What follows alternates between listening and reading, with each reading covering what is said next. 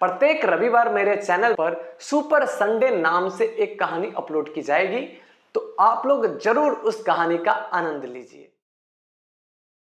इस कहानी को सुनकर आपको पता चलेगा कि कुछ माता पिता पैसे के चक्कर में किस हद तक अपने बच्चों का इस्तेमाल करते हैं, किस हद तक गिर सकते हैं और पैसों के चक्कर में किस हद तक अपने बच्चों के शरीर का इस्तेमाल कर सकते हैं, अपनी बेटी के शरीर का इस्तेमाल कर सकते हैं।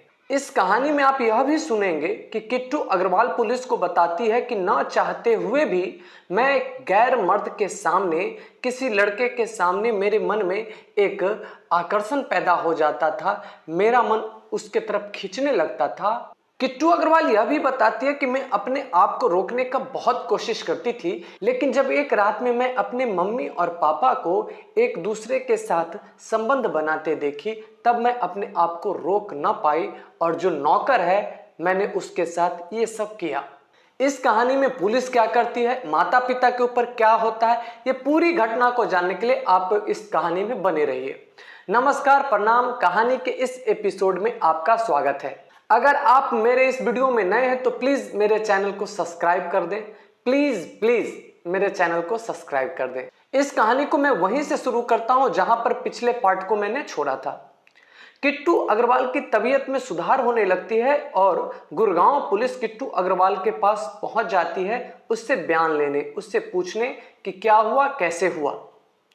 तो किट्टू अग्रवाल शुरू से पूरी बात बताती है।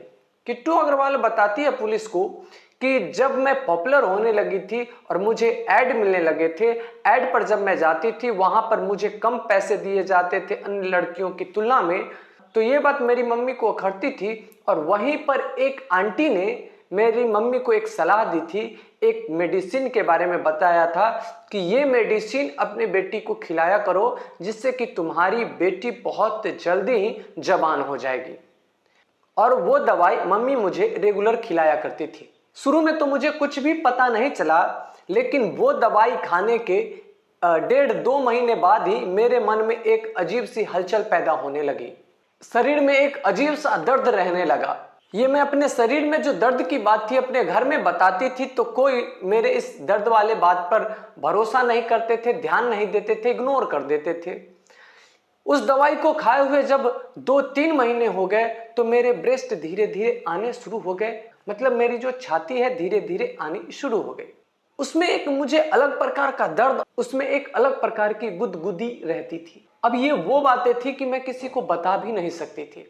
और उसके बाद न जाने कैसे ऑटोमेटिकली ही जब मैं किसी लड़के को देखती तो मुझे उसके तरफ देखना अच्छा लगता। मैं किसी भी जाने हो या अनजाने हो किसी भी मर्द को देखती तो मुझे उससे बात करने की इच्छा होती। यहाँ तक कि कोई बुजुर्ग हो उसको देखकर भी मेरे मन में अजीब अजीब बातें आने लगी। अब मैं ये समझ नहीं पा रही थी कि मेरे साथ आखिर ये क्या हो रहा है, कैसे हो रहा है। मेरे घर में ही मेरा नौकर रहा करता था। पापा मेडिकल शॉप पे चले जाते थे, मम्मी अपनी बुटीक पे चली जाती थी और मैं स्कूल चली जाती थी। घर में अकेला वो नौकर रहा करता था। जब मैं स्कूल से आती थी तो उस समय सिर्फ घर में नौकर ही रहता था। पहले वो जब नौकर रहता था तो मुझे कोई ज्यादा फर्क नहीं पड़ता था, लेकिन न जाने कैसे अब जब नौकर अकेले में मुझे मिलता था तो मेरे मन में नौकर के प्रति ही गलत गलत ख्याल आने लगते थे। मेरा जो नौकर था मेरी हर एक बात मानता था। जब मेरा शरीर दर्द करता था, शरीर में ऐंठन होती थी तो मैं उससे कहती थी तो वो मेरे शरीर को दबा देता था। जब वो मेरे शरीर को दबाता था तो मुझे बहुत ही अच्छा महसूस होता था।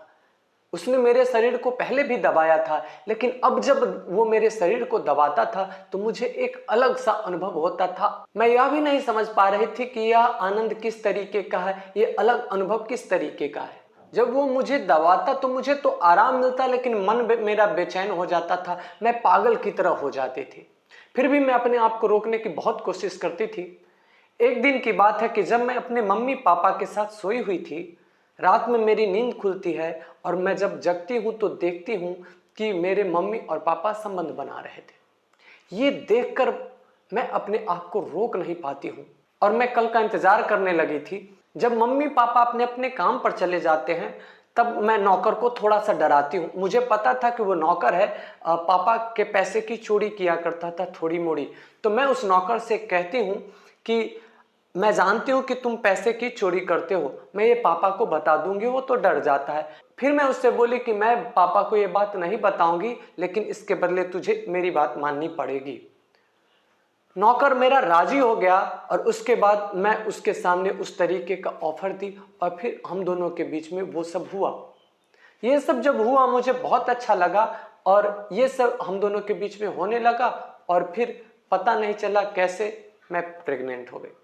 पुलिस पूरे मामले को समझ चुकी थी। पुलिस ये समझ चुकी थी कि इस लड़की के सोच में, क्योंकि लड़की का जो अब सोचने का तरीका था वो भी एडवांस लेवल का हो चुका था। उसका जो शरीर था वो भी बहुत एडवांस हो चुका था।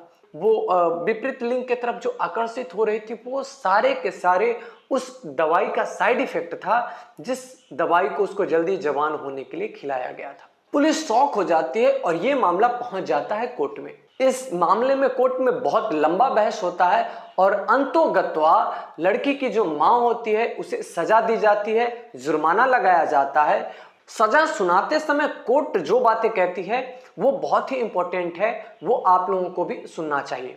बच्चों में शरीर का बढ़ना एक नेचुरल फिनोमेना है, नेचुरल चीज है और इसको नेचुरल तरीके से ही बढ़ते रहने देना चाहिए। जब हम जल्दी के चक्कर में किसी मेडिसिन का उपयोग करते हैं तो स्वाभाविक सी बात है कि शरीर में बहुत सारे बदलाव आते हैं, साथ ही उसके सोचने समझने की शक्ति में भी बहुत सारे बदलाव आते हैं। परिणाम यह भी होता है कि वो सेक्सुअली एक्टिव हो जाती है, उसका सेक्सुअली अटेंशन बढ़ जाता है। साथ में कोर्ट ने यह भी कहा कि अपने बच्चों को सेक्स एजुकेशन देना जरूरी है। बच्चे हैं, कभी ना कभी उनसे ना चाहते हुए भी गलती हो सकती है। अगर उनके पास जानकारी रहेगी तो प्रेग्नेंट जैसी जो समस्या है इससे निजात पाई जा सकती है। जब मैंने कहानी शुरू करी थी तो उस समय भी मैं बताया था कि ये एक सच्ची कहानी है, इसमें थोड़ा सा रूपांतरण किया गया है जिससे कि ये कहानी आप लोगों को समझने में आसानी हो। मैंने इसमें जो कैरेक्टर है, इसमें जो लड़की है, लड़की की माँ है, इन सभी का नाम मैंने सिर्फ चेंज किया है, थोड़ा सा मैंने घटनाक्रम में चेंज किया है जिससे कि आप लोगों को समझने में आसानी हो। दोस्तों कैसी लगी आपको ये कहानी, आप हमें कमेंट करके जरूर बताइएगा। जब भी आप कमेंट करें तो कमेंट में अपना नाम और अपने नाम के साथ आप कहां से हैं यह भी लिखें। दोस्तों मैं आप लोगों को एक और बात बता दूं कि मेरे चैनल पर ही प्रत्येक रविवार को आपको एक ऐसी कहानी सुनने को मिलेगी कि उसको सुनने के बाद आप हंसते हंसते पागल हो जाएंगे। प्रत्येक रविवार आप मेरे चैनल पर आकर उस कहानी को सुनना ना भूलें। प्रत्येक रविवार मेरे चैनल पर सुपर संडे नाम से एक कहानी अपलोड की जाएगी, तो आप लोग जरूर उस कहानी का आनंद लीजिए। आपने मेरी वीडियो को अंत तक देखा, इसके लिए आपका शुक्रिया।